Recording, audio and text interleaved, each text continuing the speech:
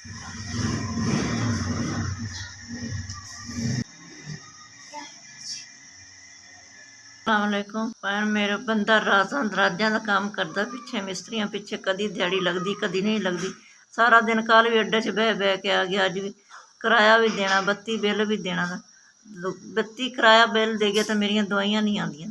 किराया बिल देइए कि इलाज करावां, इलाज नहीं हुंदा। मैं फाला दी मरीज आं दी, इलाज ना होण दी वजह जिस तरह जदों दा मैनूं फाला जो है मैं उंज दी उंज ही आं दी। इलाज हो जांदा तो मैं बेहतर हो जावां। गरीब मेरा आदमी है ते दवाइयां लित्तियां नहीं जांदियां ते मेरिया दवाइयां ने कदी खानी तो कदी नहीं मिलती।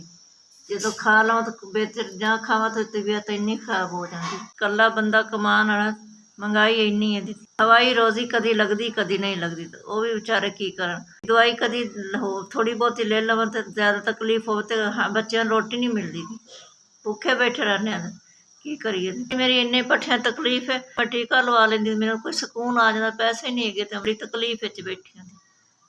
मेरी दवाइयां भी खत्म हुई तो बंदा बेचारा क्यों कहता अल्लाह मेरा मियाँ कमान वाला, 3 बेटियां ने, जिन्नी मर्जी कोशिश कर नहीं ब्रेक नहीं। मैं दवाइयां तो बड़ी परेशान है, मेरी मदद करो। अस्सलाम वालेकुम। तुसीं मेरी मदद की 5000 दी। पाक थानू हर मुश्किल हर मुसीबत तो हर काम तो महफूज रखेगा। पाक थानू खुशियां का सामना करावे, हर टाइम थानू अल्लाह खुशियां का सामना करावे, हर मुश्किल मुसीबत दूर रखेगा। अल्लाह पाक तंदुरुस्ती सेहत देवे थानू। तुसी मेरी मदद की, अल्लाह पाक तुहाडी भी खैर करे। अल्लाह पाक थानू कामयाबी देवे, हस्ती देवे। एंडी तुसी ख्याल करते रहो, मदद करते रहो, गरीबां दी दुआवां लैंदे रहो। गरीब दा गरीब दिली दुआ देंदा, अल्लाह हर गम तो दूर रखेगा।